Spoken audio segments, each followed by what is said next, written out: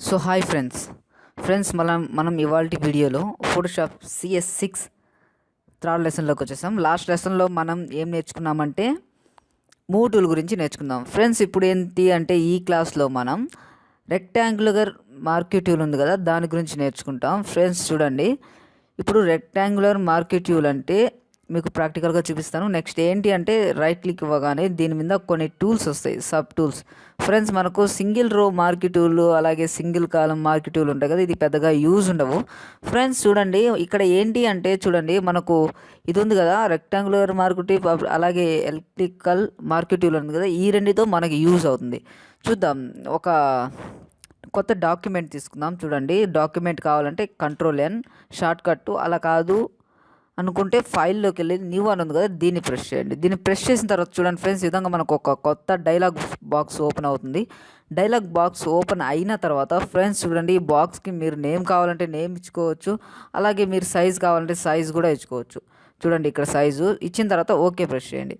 చూడండి friends, okay press చేసిన తర్వాత ఏంటంటే చూడండి, మనం రెక్టాంగులర్ మార్క్యూ టూల్ని యూస్ చేసి ఏం చేయొచ్చు ఇప్పుడు చూద్దాం. చూడండి ఫ్రెండ్స్, రెక్టాంగులర్ మార్క్యూ టూల్కి షార్ట్ కట్ కీ వచ్చి M.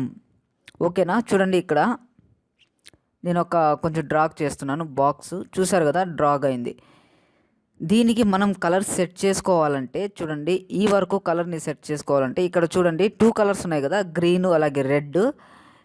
చూడండి ఫ్రెండ్స్, మనం ఇది ఉంది కదా గ్రీన్, దీన్ని మనం ఫారిగ్రౌండ్ కలర్ అంటాము. అలాగే కింద ఉన్న దాన్ని రెడ్ కలర్లో ఉంది కదా, దాన్ని బ్యాక్గ్రౌండ్ కలర్ అంటాం.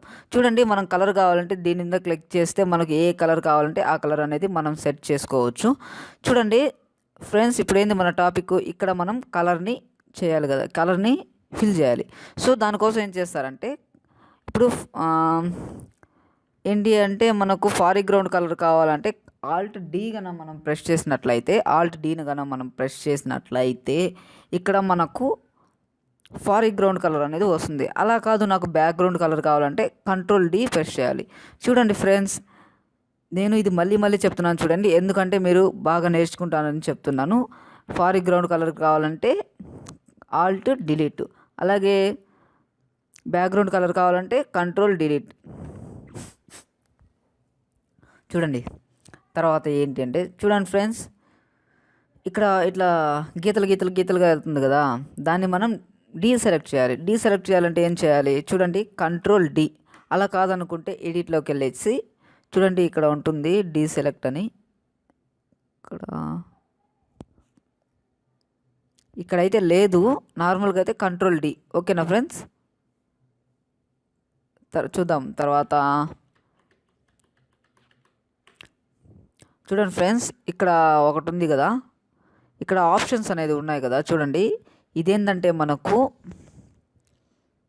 నార్మల్గా ఇట్లా వస్తుంది, ఒకసారి వస్తుంది. ఫ్రెండ్స్ అట్లా కాకుండా చూడండి, నేను చూపిస్తాను.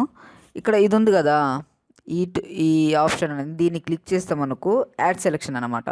మనకు ఎన్ని కావాలంటే అన్ని సెలెక్ట్ చేసుకోవచ్చు. చూడండి, ఓకేనా? అర్థమైందా? దీన్ని యాడ్ సెలెక్షన్ టూల్ అంటాం. ఓకేనా? తర్వాత ఏంటి అంటే చూడండి, యాడ్ సెలెక్షన్ కదా, ఇది మనకు వద్దు అనుకుంటే Ctrl+D, డీసెలెక్ట్ అయిపోతుంది. తర్వాత చూడండి, ఇక్కడ ఒకటి ఉంది కదా, దీని పక్కన ఇంకో టూల్ ఉంది కదా, అది ఏమిటంటే సబ్ట్రాక్ట్ అన్నమాట.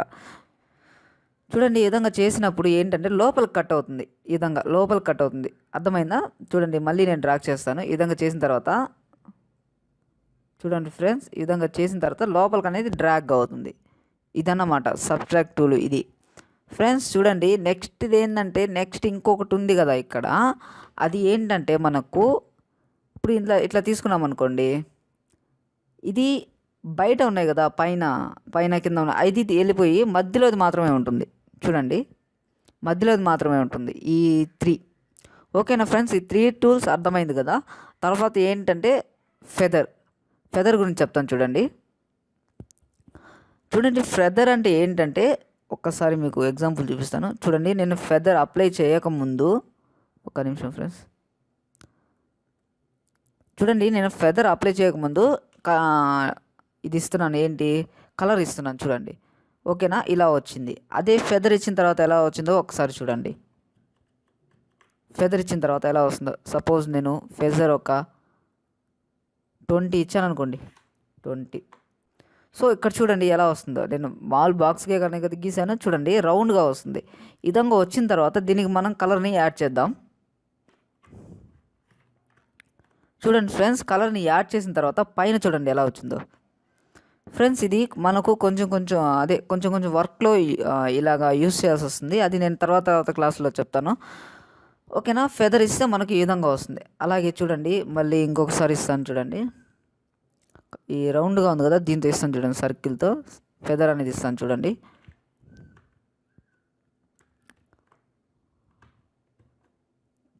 నేను ఇక్కడ ఫెదర్ని ఇవ్వలేదు, ఫెదర్ ఇస్తున్నాను చూడండి. 30 ఇచ్చాను ఈసారి. 30 ఇచ్చిన తర్వాత చూడండి కంట్రోల్ డిలీట్.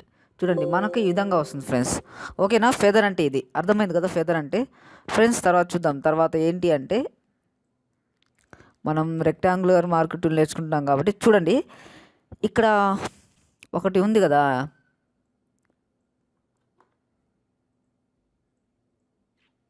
చూడండి ఇక్కడ మనకు సైజు అలాగే ఫిక్స్డ్ రేషియో నార్మల్ ఉంది కదా. ఇది ఏంటంటే చూడండి ఫ్రెండ్స్, మనం ఫిక్స్డ్ సైజ్ కనుక పెట్టుకుంటే చూడండి ఇక్కడ మనం ఏం గీయలేదు, జస్ట్ ఒక క్లిక్ ఇస్తే అదే సైజులో వస్తుంది.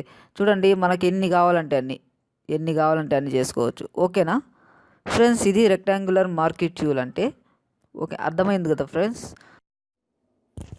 చూడండి ఫ్రెండ్స్, నేను ఒక ఇమేజ్ని తీసుకొని రెక్టాంగులర్ మార్కీ టూల్ ఎలా యూస్ అవుతుందో చూపిస్తాను. ఎందుకంటే ఇది మీకు అర్థం అవ్వడానికి మాత్రమే. చూడండి నేను ఒక ఇమేజ్ని తీసుకుంటున్నాను.